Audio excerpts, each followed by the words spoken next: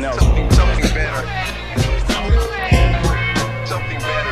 We're trying to make something better every single time we go out. This is Auteur, and welcome to another vinyl recommendation. Today I'm going to be reviewing Conway the Machine Organized Grime 2, produced by Trillmatic.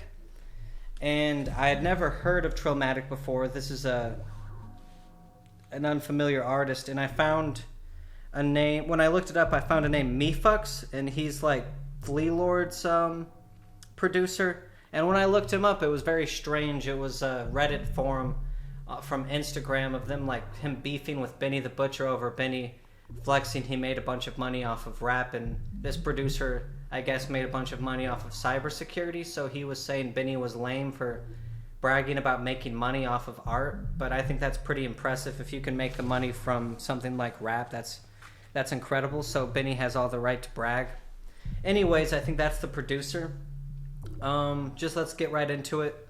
Conway the Machine never disappoints. I really liked God Don't Make Mistakes. I really liked Family Ties. And this was kind of a recent album that took me by surprise, and I really enjoyed it.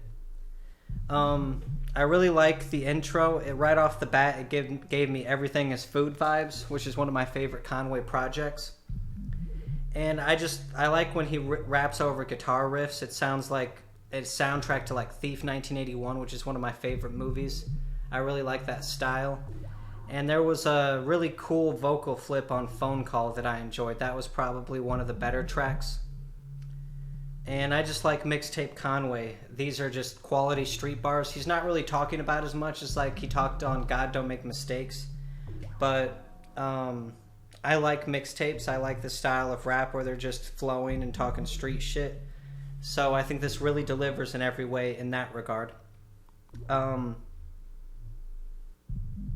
really liked the track with Rome Streets. Rome Streets always kills. I love his flow. He raps like we're on the street and he's trying to catch me up on like a current event urgently. Like his flow is so urgent. That's the best way I could describe Rome Streets. And I really like his Fuck Outta Here ad-lib. That's pretty cool. I kind of noticed this on this project. It's always been on all of his projects, but it kind of stood out to me this time as that was his ad-lib. I've never picked up on that before. Marathon was cool. I've been sleeping on Flea Lord. I listened to his Pray for Evil album and the one with Rock Marcy, but every time I hear him on a feature, I'm always like, I don't know why I don't look into that artist more. He's always good. Benny has a patented flow. He delivers, which is ironic that he's on this album after saying Mefucks' beats are whack. But Live and Let Live, that was a whack-ass beef anyways. The track list claims they have to do cutting records on this. Like, that's an old technique I haven't heard of. I'm not sure if that's what they're referring to or if it was like a dude remixing. But if they actually were cutting into the record to create that effect, that's pretty cool. That's not a technique I've seen done since the 80s.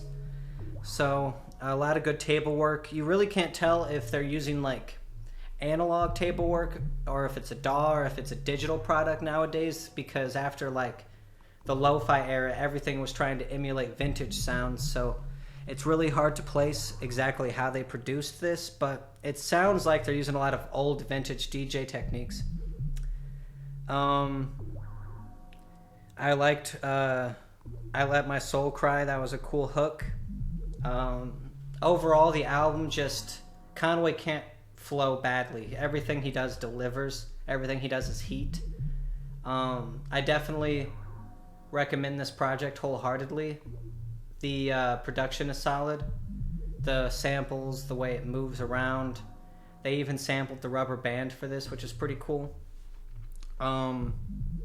Yeah, if I haven't reviewed God Don't Make Mistakes, I kind of jumped out of order. I definitely need to go back and review that. I also plan to review Taina Talk 4, and then I want to get more into some classic reviews of other classic albums. Like I want to go through, share my thoughts on Anderson .Paak and Flying Lotus, because I can go a lot more in depth on those albums if I've listened to them hundreds of times. So I have a lot more to say about those. So yeah, I got 12 and a half hours of instrumentals cooked up right now. So a new at-large Auteur album is on its way. Some heat, some definite heat. I just need to figure out what's going to boil down and end up in the final album and then start rapping over it. Or maybe I'll just rap over the whole 12 hours and then cut that down to 40 minutes. who knows? And I'm working with some great producers right now, some great people. I don't want to disclose any names because nothing's cleared yet, but some definite heat is coming.